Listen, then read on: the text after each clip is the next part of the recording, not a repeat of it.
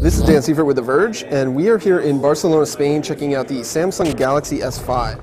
This is the company's latest flagship smartphone.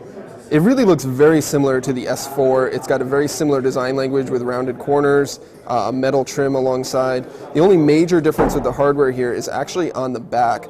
The back features a new soft touch finish with a dimpled pattern. It really feels a lot nicer than Samsung's older glossy finishes. It feels very similar to the Note 3 but without the leather look. But otherwise it feels pretty much just like the Galaxy S4 in your hand.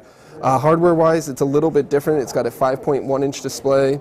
They got a capacitive button for multitasking here and a new fingerprint scanning home button on the front there.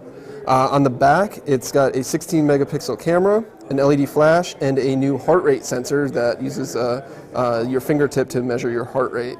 You can still take the back cover off to access the battery, your SIM card slot. It's got a micro SD card slot as well. 2800 milliamp hour battery that Samsung says gives 20% better battery life than the Galaxy S4. Inside, the Galaxy S5 has a quad-core processor. It's 2.5 gigahertz, 2 gigabytes of RAM. It's really fast and responsive. From our brief tests, there's really no lag that we can particularly see. The interface here is definitely very familiar to Samsung users. There are some slight differences. If you swipe over from the home screen, you can access the My Magazine feature, which was available with a swipe up in the Note 3.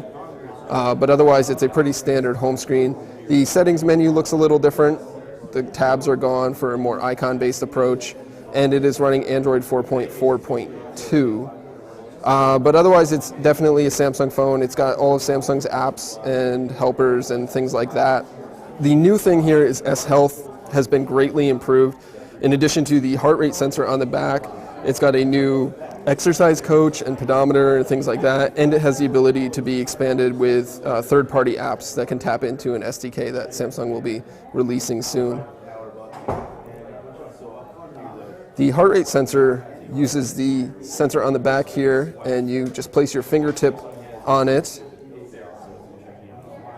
and then it will give you a reading for your heart rate in about 5 to 10 seconds. And you can see my heart rate there. Samsung's going to be releasing the Galaxy S5 in a variety of different colored backs. There's blue, black, gold, and white. Depending on which market they're going to release, depends on which color will be available. Initially in the United States, we're going to see the black and white models.